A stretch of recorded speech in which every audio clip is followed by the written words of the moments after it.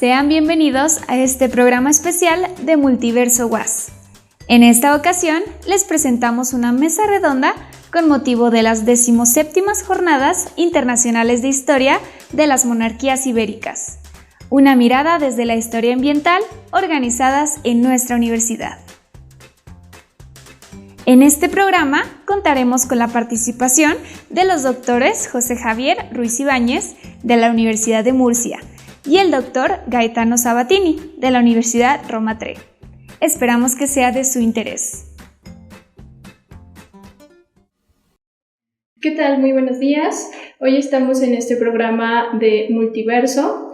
El día de hoy estamos muy contentos de contar con dos grandes investigadores que nos acompañan a raíz de la conformación de las 17ª Jornadas de Investigación, en esta ocasión sobre el tema de historia ambiental. Entonces, me voy a permitir presentarlos.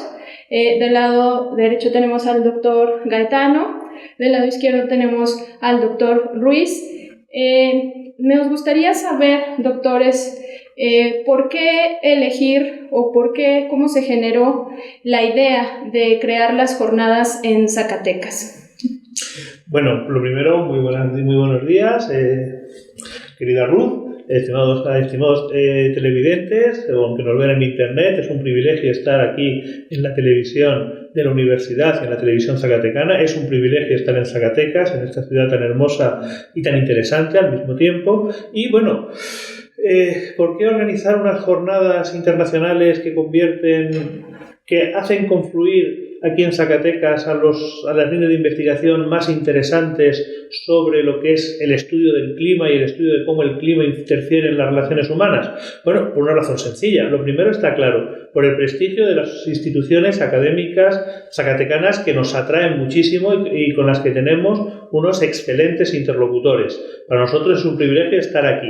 Y en segundo lugar, precisamente por la dinámica de esos grupos de investigación de la Universidad de Zacatecas, por el atractivo de la ciudad y por el gusto de venir a estar con ustedes y compartir su aire, su frío y su tierra. Muchísimas gracias. Doctor Gaetano.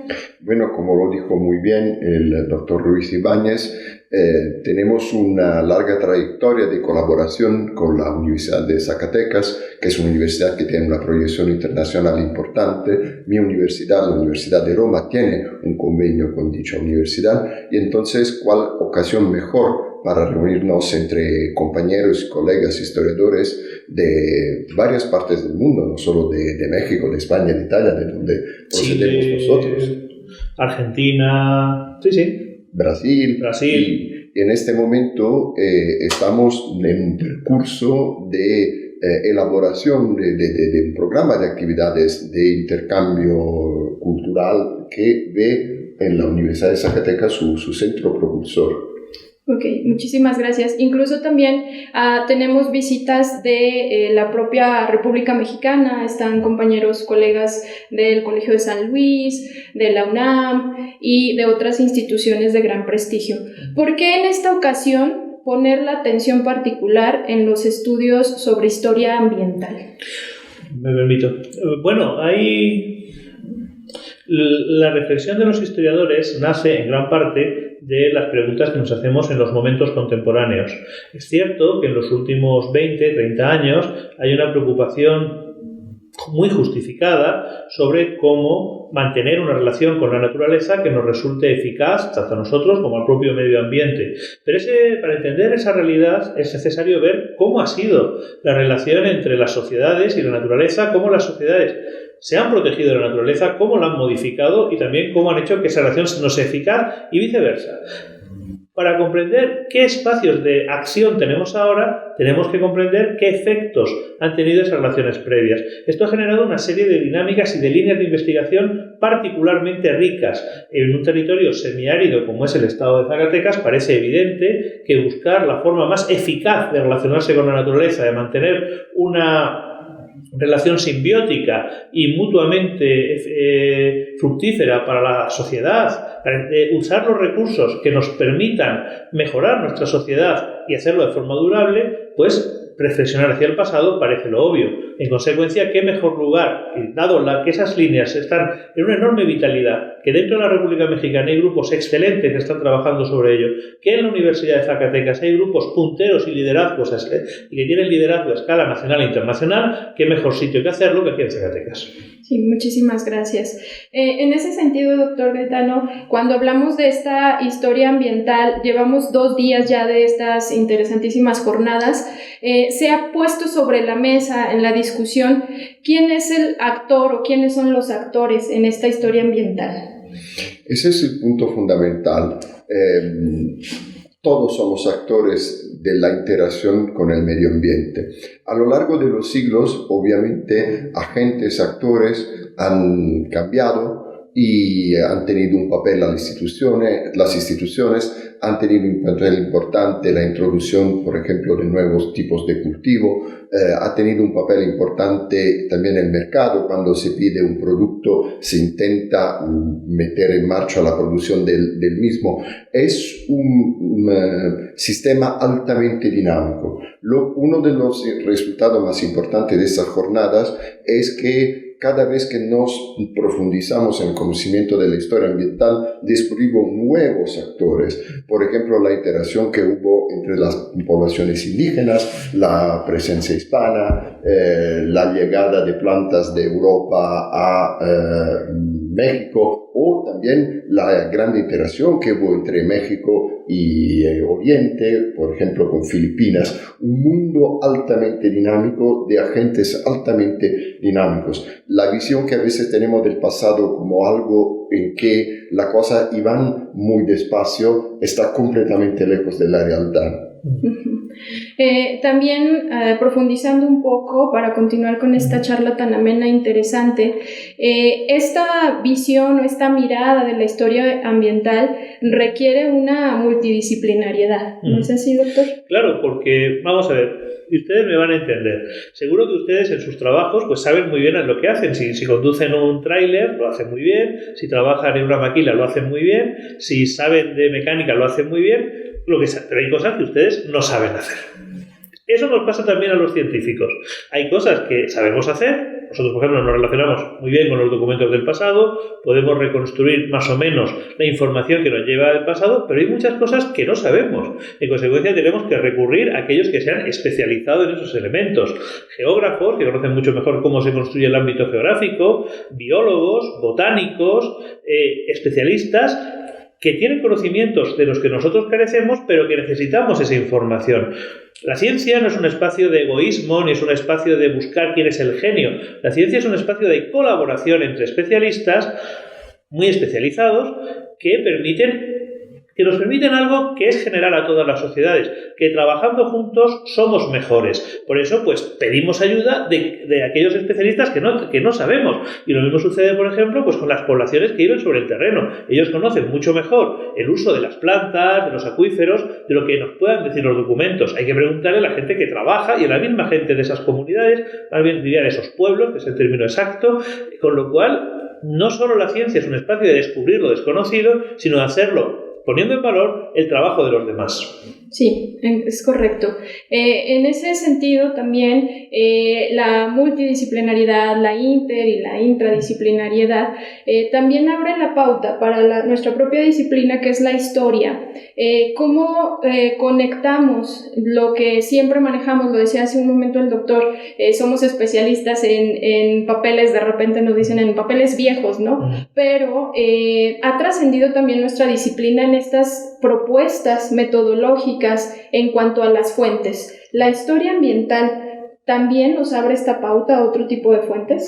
Sin duda, la fructuosa colaboración entre historiadores, por ejemplo, y expertos de ciencias naturales, naturalmente lleva a ver, por ejemplo, cómo los documentos que hablan de una sequía o de una serie de años de sequía pueden hablar, pueden interlocuir, pueden tener una interrelación con los datos que nos dicen, por ejemplo, que cuando hay escasez de lluvia, los árboles crecen poco, y entonces la posibilidad de leer el crecimiento de una foresta, de un conjunto de plantas en función de cuánta agua recibe, es una forma para cruzar los datos que nos dan las fuentes, el relato de un cura que dice que hace muchos años que no llueve, la carta de un señor que dice que en su señorío no hay cosecha, con los datos que son de la historia ambiental leída por el propio medio ambiente. Así que la metodología tiene necesariamente que abrirse a continuas y nuevas aportaciones.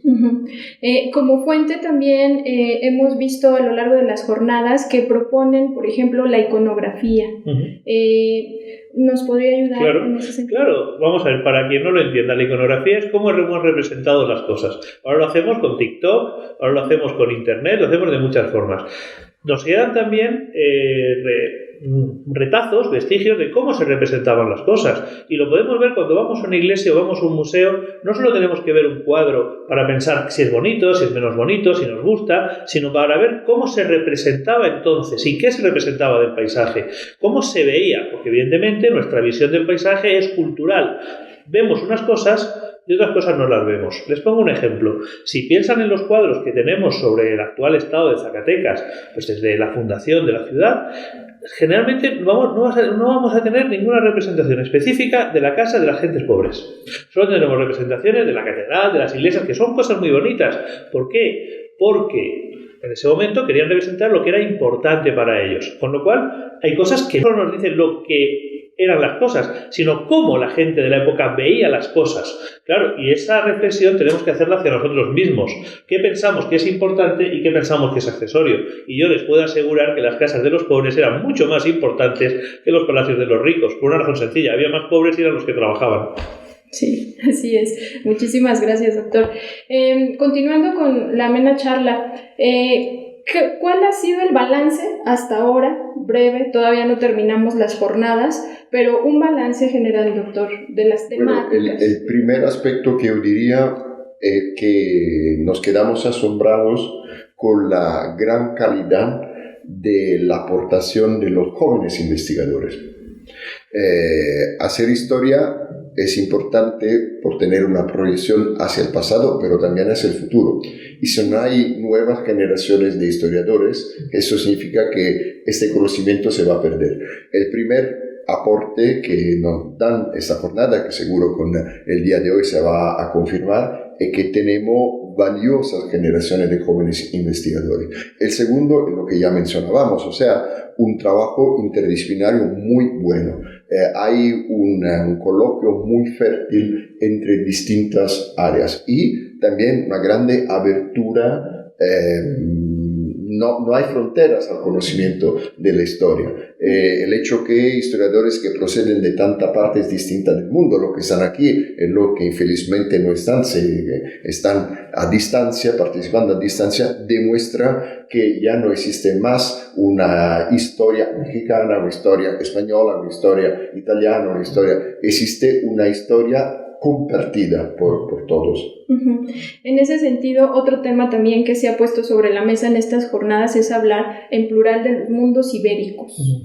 ¿Por qué? Bueno, primero porque tenemos que desterrar ya la imagen que había un centro fuerte, que era la península ibérica, España y Portugal, y que eran los protagonistas de la historia, y que había una serie de territorios que eran accesorios, colonias, y que no eran protagonistas, que simplemente eran pacientes, sufrían sin actuar. No, lo que sabemos hoy en día es que, y más aún con estas jornadas, lo que pasa en Zacatecas depende en gran parte de lo que hace la gente de Zacatecas. Y lo que pasa en la India depende en gran parte de lo de la gente de la India. Son tan protagonistas del pasado como lo eran también los protagonistas de los ámbitos de la propia Corte de Madrid. Pero también otra cosa, lo comentaba el doctor Sabatini. Las categorías historiográficas, científicas, que se crean en el siglo XIX, sobre todo lo que llamaríamos la historia nacional, nos habla mucho sobre el siglo XIX, no sobre el siglo XVI.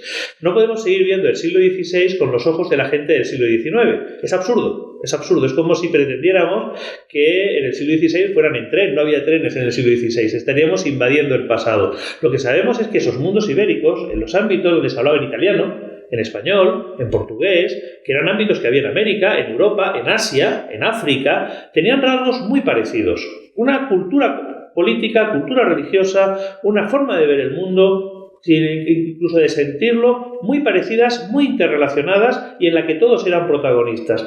Eso, en términos científicos, es una revolución que se ha producido en los últimos 20 años y que científicamente es muy importante. ¿Por qué? Les pongo un ejemplo. Porque si yo estudio Zacatecas, lo que aprendo de la historia de Zacatecas no solo me sirve para comprender Zacatecas, no solo me sirve para comprender México, me sirve para comprender lo que pasaba en Guatemala, lo que pasaba en Argentina, lo que pasaba en el Congo, lo que pasaba en la India, lo que pasaba en Italia, porque era un sitio tan central y tan protagonista como los demás. Si no rompemos las barreras científicas, seguiremos en nuestros castillos construidos en el siglo XIX. Muchísimas gracias. Doctor, para ayudar al público, sobre todo seguramente nos estarán viendo algunos chicos de la licenciatura en Historia, ¿cómo no caer en la búsqueda como de una historia total? ¿Qué cuidados debemos de tener? Ese es un tema de gran actualidad. A veces, en el intento de hacer una historia total, nos olvidamos que la historia es, ante de todo, reconocer la profunda diversidad y complejidad del ser humano y de todo tipo de comunidad humana. Hay que reconocer que hay rasgos comunes a civilizaciones distintas, territorios distintos, a culturas y religiones distintas, pero también hay elementos particulares. El buen historiador, y lo digo sobre todo si, como espero, hay jóvenes que se están todavía formando esa disciplina, es el que sabe encontrar en cada realidad el punto de cruce de estos dos planos. Paseando por Zacatecas, esta ciudad tan hermosa, se ve todo lo que es el pertenecer de esta comunidad a un contexto de cultura, de arquitectura, de historia, que es mucho más amplio de Zacatecas. Y sin embargo, cuando yo veo en qué piedra se construye la catedral, con qué tipo de madera se hacen los altares, estoy intentando encontrar cómo es la forma que se declina a un nivel local, cuál es un discurso cultural universal. Esto se puede decir por aspectos religiosos, etnográficos, arqueológicos, antropológicos, en todos los sentidos. Muy bien. Un ejemplo que quisiera abonar sobre esto. Sí, pues es una cosa muy sencilla. Miren, les pongo un ejemplo. Como saben ustedes, Zacatecas, en los siglos XVI y XVII, está en un ámbito de cruce civilizatorio. Es decir, Zacatecas suma la herencia del mundo agrícola de la época prehispánica con el mundo agrícola hispánico. Son neolíticos, gente que vive en las minas, pero sobre todo que vive cultivando la tierra.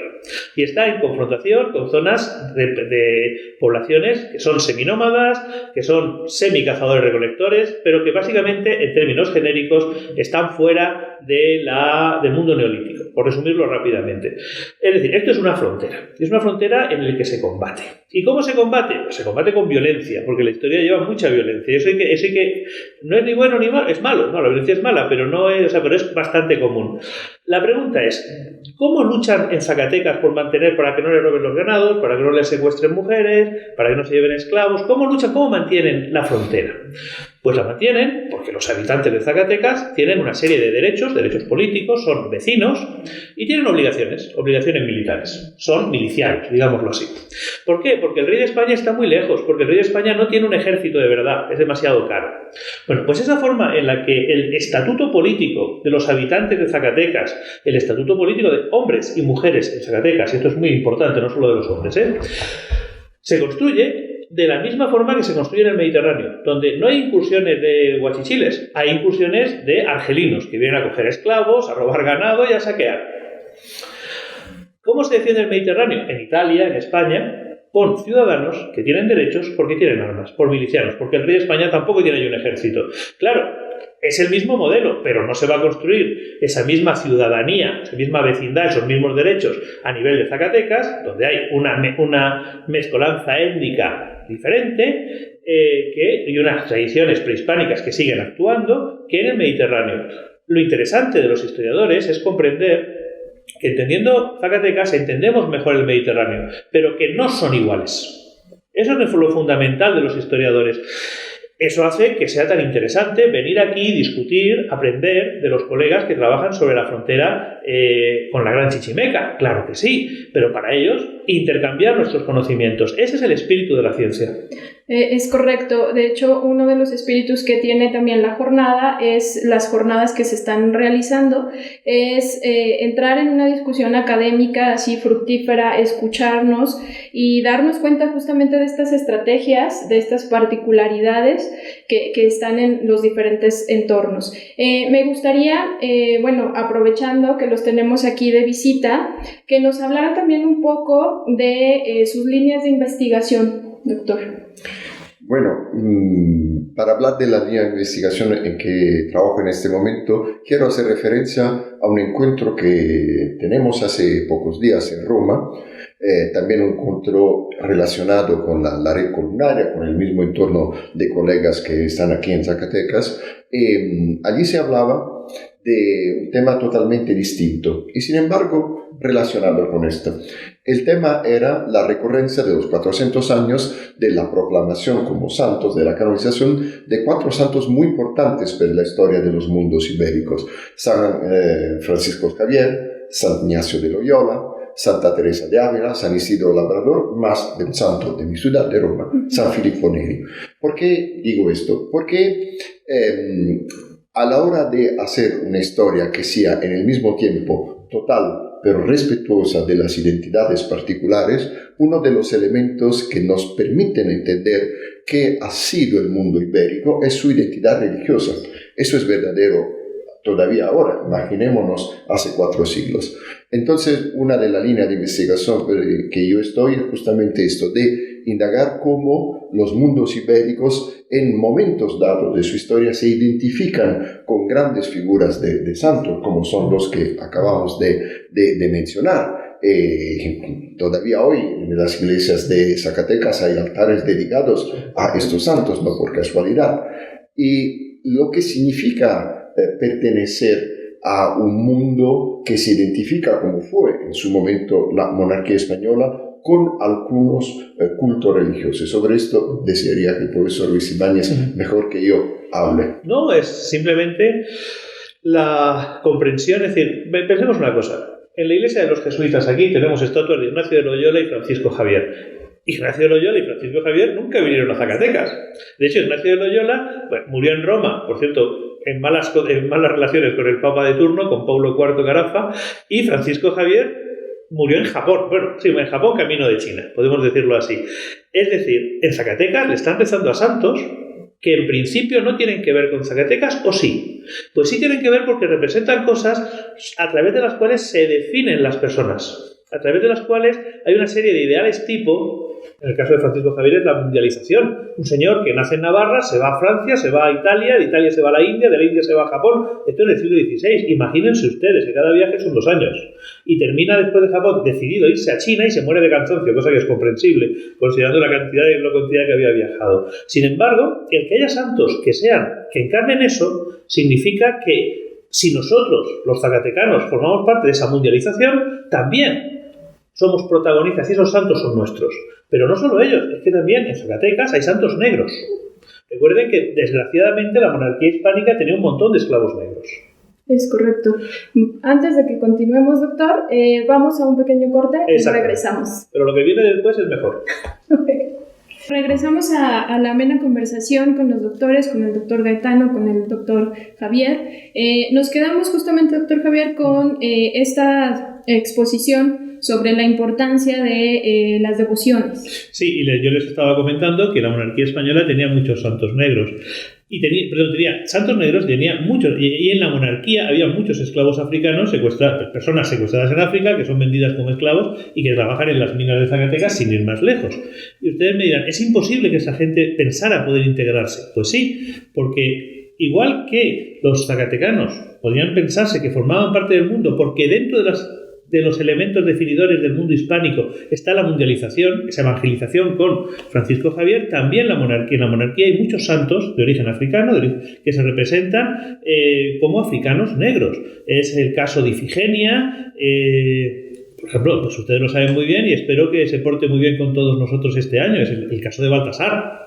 Y es San Nicolás de Tolentino, son una serie de santos, y sabemos que las cofradías que organizan personas de origen africano, sean o no sean esclavos, se suelen ubicar bajo la devoción de estos santos. Con lo cual, al visitar una iglesia en Zacatecas, los habitantes de Zacatecas estaban visitando el mundo. Su espiritualidad los incorporaba en el mundo. Y eso es lo fundamental, lo que tenemos que darnos cuenta, que estamos en un ámbito local, pero un ámbito en el que las personas eran claramente conscientes de que formaban parte de una gran koiné, de una gran civilización. Y por cierto, subrayo lo de las personas, no los poderosos, las mujeres que lavaban la ropa, las mujeres que hacían de comer, los esclavos, esos son los protagonistas que nos interesan a los historiadores. Indudablemente muy interesante también esta propuesta de la historia, bueno, que ha tenido diferentes denominaciones y que también se ha puesto a discusión, si es la historia desde abajo, de los que no tenían voz, etc. Retomando un poquito el motivo de las 17ª jornadas, se ha hablado también mucho de justamente esta parte de la población que había estado un poco oculta, vamos a decir, no estaba tanto en los documentos, pero que son ellos quienes en realidad montaban las estrategias, ¿no? Todo está a saber hacer hablar los documentos. A veces los documentos parece que no hablan de algunas partes de la sociedad, pero no, todo lo contrario. Ya lo mencionamos hablando de la iconografía. Muchas veces la iconografía nos da como una atención particular a algo, pero es suficiente desplazar un poco la mirada para entender que la cosa está de una forma mucho más compleja y hay muchos más actores. Los documentos, claro, los testamentos de los ricos serán seguramente mucho más ricos de elementos de un testamento de un pobre, y sin embargo tenemos una cantidad impresionante de documentos que nos cuentan cómo era la vida cotidiana, cómo se desarrollaba, porque uno de los elementos que en los mundos ibéricos, la monarquía española, es evidente que existían formas de dar voz a todos los grupos sociales.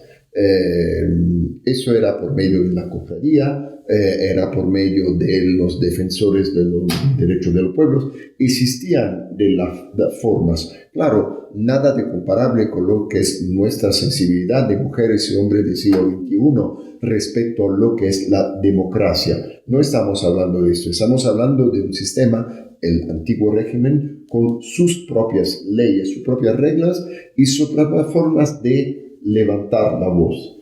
Pero el historiador capaz es el que no se para a la primera cosa que encuentra, que es capaz de ir más allá, es capaz de leer en los detalles la representación de algo mucho más grande.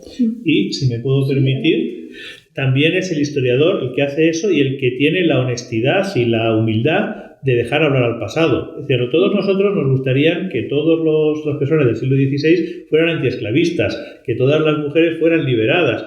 Pero os lo decía antes, en el siglo XVI no había ferrocarriles, no podemos buscar lo que no existía. Si lo encontramos es porque nos lo estamos inventando, y eso es un problema. El historiador tiene que ser honesto y dejar hablar al pasado, porque el pasado tenía sus reglas. Es como cuando ustedes hablan con sus abuelas, con sus abuelos, y le dicen, estas personas no están a la moda, no piensan como yo. Claro, porque cada uno construye su mundo. Si queremos comprender al pasado y no inventárnoslo, y esto es muy importante, porque el historiador tiene la tentación de querer hacer el pasado que quiere encontrar, y eso es un error. Si queremos comprender al pasado, tenemos que empezar por respetar a la gente del pasado, por respetar sus ideas, nos gusten o no nos gusten. Y eso es una forma de ser humilde, pero también de ser extremadamente respetuoso. Y ahí sí encontraremos a todos esos sujetos sociales. Por ejemplo, cuando hablamos de las comunidades, eso se llama subalternas, ¿no? De los pobres, los indígenas. Queremos pensar que son comunidades homogéneas, que todos pensaban igual, que todos estaban contra la injusticia. Pues no. Sabemos que no. Sabemos que esas comunidades son tan conflictivas, en las que se pelean, se quieren, uno se pone delante del otro, uno es un corrupto, como cualquier otra comunidad. Es decir, que son tan seres humanos como los demás. ¿Eso cómo lo podemos saber? Pues investigándolo, insisto, con mucho respeto hacia el pasado. Lo cual no quiere decir que nos guste, quiere decir que lo queremos comprender. En ese sentido del respeto hacia el pasado para comprender nuestro presente, ¿cuál es justamente este objetivo del presente? ¿Cómo el historiador se envuelve en su presente? ¿Cómo puedes dar respuesta? Bueno, el primer paso es la conservación del patrimonio histórico. Tenemos una obligación que no es tanto hacia nosotros, sino hacia las próximas generaciones. Lo primero que tenemos que hacer es preservar los archivos, las bibliotecas, preservar los monumentos, hacer las fiestas. Claro, fiestas. Todo lo que nos permita de seguir investigando, que no se acabe la posibilidad de estudiar el pasado. Esto es el primer compromiso. Luego, estudiar la historia es también un compromiso civil. Pienso al tema del medio ambiente, que es el tema sobre el que se desarrollan las jornadas. Como ya lo mencionábamos, estamos en un momento en que hay una conciencia compartida que hay que hacer algo para proteger el medio ambiente. Proteger el medio ambiente significa también conocer su historia. ¿Por qué hay ríos que son secos? ¿Por qué hay montañas que tenían foresta y ya no la tienen más? ¿Por qué había suelos que eran muy fértiles y son muy contaminados? Si nos empezamos del día de hoy, evidentemente nuestra capacidad de cambiar y mejorar el presente es muy, muy limitada. Solo si nos conocemos las trayectorias que se han percurrido, los percursos que han llegado hasta este punto, seremos en condiciones de mejorar, cambiar y sobre todo de construir un futuro. El conocimiento del pasado es también reconocer errores. Hago un pequeño ejemplo. En la edad de la industrialización, a partir del siglo XVIII en Inglaterra, en el siglo XIX en la mayoría de los otros países del mundo, le parecía todo normal cualquier tipo de industria de enviar las aguas sucias, por ejemplo, de un proceso de producción de materiales textiles o siderúrgico a un río, a un lago o en el mar. Normal que mal daba. Ahora ya sabemos que esto ha tenido enormes consecuencias y solo si sabemos cómo se ha producido semejante fenómeno podemos evitar de volver a hacerlo. Sabemos perfectamente que no todo el mundo tiene los recursos y la sensibilidad. Sabemos que muchos países en proceso de desarrollo todavía no tienen los medios para evitar de contaminar. Así que conocer el pasado es también una forma para enviar un mensaje diferente respecto a lo que podría ser nuestro futuro. Continuando en esta temática que nos atienden estas 17ª jornadas, que es la historia ambiental, y disculpen que insista en esto, pero estamos en ello. Hay, además de conocer el fenómeno, de analizarlo desde el pasado, causas, claro, consecuencias, también se pone un énfasis en las estrategias, ¿no?, que montaron o se hicieron ante las respuestas de calamidades o de situaciones. ¿Nos podría hablar de ello? Claro, sabemos bien que las sociedades modernas, o sea, más o menos hasta el siglo XIX, salían bien paradas de situaciones espantosas. Espantosas tipo terremotos, tipo volcanes, tipo inundaciones. Cuando digo salir bien paradas, no quiero decir que no hubiera muertos. Había muchísimos muertos, había hambrunas terribles. Pero había mecanismos para protegerse después de eso. Formas de bajar los precios, formas de atender a los enfermos, de atender a los heridos. Evidentemente, también había todo tipo de egoísmos y de sinvergonzonerías. Pero esas sociedades conseguían reestructurarse, reconstruirse con modificaciones. Evidentemente, eso implicaba estrategias, tácticas también. Pero esto, y aquí hay un avance muy claro de la historia social. Esas estrategias no es la que organiza el obispo de la ciudad, aunque nos deje documentos. No es la que organiza el cabildo. Una estrategia puede ser que una señora acoja en su casa a sus sobrinos. Y esa mujer es tan protagonista de la reconstrucción, que sus padres han muerto, tan protagonista de la reconstrucción de la sociedad como el obispo. Si analizamos Toda la sociedad, no la historia desde abajo, es un término que no me gusta, porque es considerar que lo de abajo está separado de lo de arriba. La sociedad solo es una. Si analizamos toda la sociedad respetuosamente y críticamente, claro, y metiendo a todos como protagonistas, nos damos cuenta el por qué esas sociedades, a pesar de pasar cosas espantosas, no se vinieron abajo. ¿Qué elementos espirituales, culturales, materiales, emotivos y qué conflictos se generaron?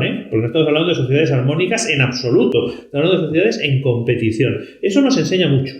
Yo creo que la pandemia que acabamos de sufrir nos muestra también cómo, trabajando juntos, somos mucho más fuertes que desde el egoísmo.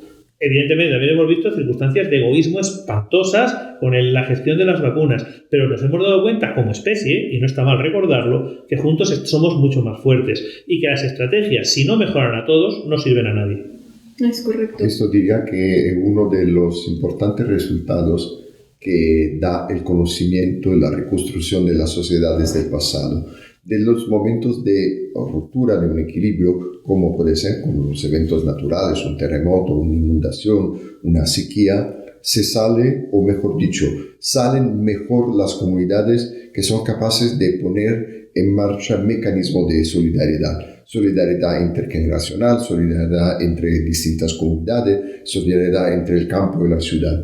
Esto es evidente y esto sí es un importante mensaje también para la formación de las nuevas generaciones. Muchas veces las nuevas generaciones se describen como muy individualistas, muy interesadas en lo que es su dimensión personal.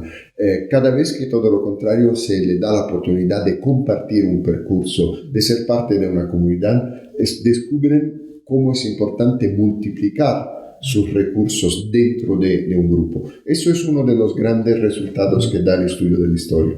Sí, por supuesto, hemos escuchado interesantes comentarios y también en las jornadas ponencias que nos hablan de estas formas de reconfiguración, y hace un momento hablábamos del compromiso del historiador y salía a flote un poquito a hablar de el cuidado del patrimonio, de las fiestas, y en ese sentido también estas jornadas nos han llevado a visualizar esas estrategias que han montado las comunidades, que las han sacado a flote, y la recuperación de conocimientos ancestrales, ¿no? Incluso para la actualidad.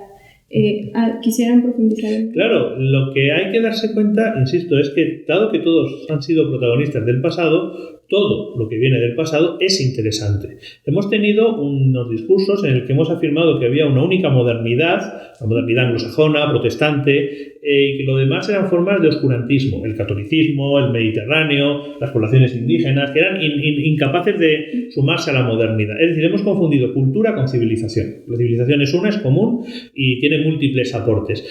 Yo creo que en los últimos 20-30 años hay no una recuperación, sino una reivindicación, que hay otras formas que la modernidad también se enriquece de otras herencias que forman parte de la cultura romana, mediterránea, de los elementos de preservación de los espacios previos a la expansión europea a escala planetaria, y que esos son importantes aportes. Hay que evitar el peligro de pensar en la inmovilidad del tiempo. Es decir, no se puede volver a 1400, ni merece la pena. Les aseguro una cosa, cualquiera de nosotros y nuestro amigo el señor Cámara tenemos una mejor salud dental que Carlos V. Yo, si no llevara gafas, estaría ciego. Pensar que se puede volver a un pasado ahistórico es pues como las cosas de las fábulas de los elfos y los orcos y el Señor de los Anillos. No existe, está muy bien, es muy divertido, pero es terrible. Pensemos que hay que preservar los elementos patrimoniales, pero hay que vivir en el presente. Meterse en una cápsula del tiempo es una forma de esclavitud como otra cualquiera. Los elementos que ayuden al progreso, perfecto, y del máximo respeto por ellos, y hay que trabajarlos, eso es patrimonio, pero que el patrimonio nos haga libres, no que nos haga esclavos. Excelente idea, muchas gracias por aclararlo. Para ir haciendo como un cierre, ¿cuál es la proyección? Bueno, la red columnaria tiene muchísimos objetivos, en esta ocasión con estas jornadas, las número 17, que se dedicaron al tema de historia ambiental. ¿Cuál es la proyección? ¿Qué sigue? Bueno, el primer aspecto es justamente seguir, sabiendo que estamos en un proceso en el cual ya conseguimos algunos importantes resultados, ya tenemos un entramado de grupos de investigaciones que cubre un área muy grande pero queremos seguir creciendo, incorporando siempre nuevos jóvenes investigadores, nuevos países, abriendo otras perspectivas. En segundo lugar, como con la historia ambiental, hemos con estas jornadas realizado una fértil colaboración. Otras áreas disciplinarias dentro y fuera de las ciencias sociales, ciencias históricas, esperan para tener otras oportunidades de colaboración.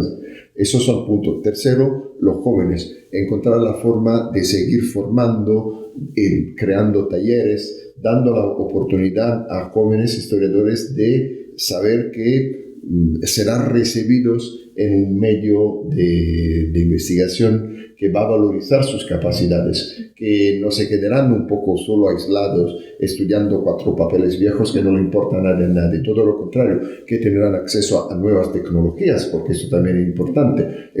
Ser en el presente, como decía el profesor Luis Ibáñez, es también aprovechar de la forma mejor de todas las enormes posibilidades tecnológicas que hoy hay.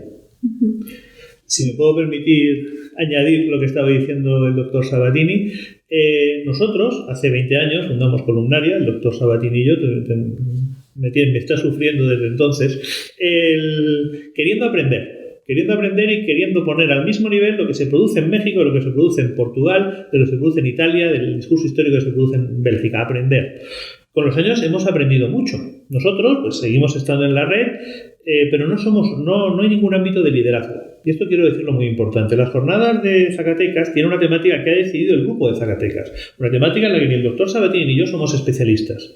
Es decir, nosotros no venimos aquí, y eso por favor quítenselo de la cabeza, con la idea de que vienen los grandes científicos a enseñarnos cómo tiene que ser el mundo. En absoluto. Una red que es una federación de proyectos en la que hay gente que se especializa en temas y que lidera. El grupo de Zacatecas lidera elementos. Hay otros grupos a nivel de la historia ambiental. Lógicamente, el ámbito norte mexicano es muy, muy hegemónico en términos científicos. Nosotros venimos a aprender. Con los jóvenes es exactamente lo mismo.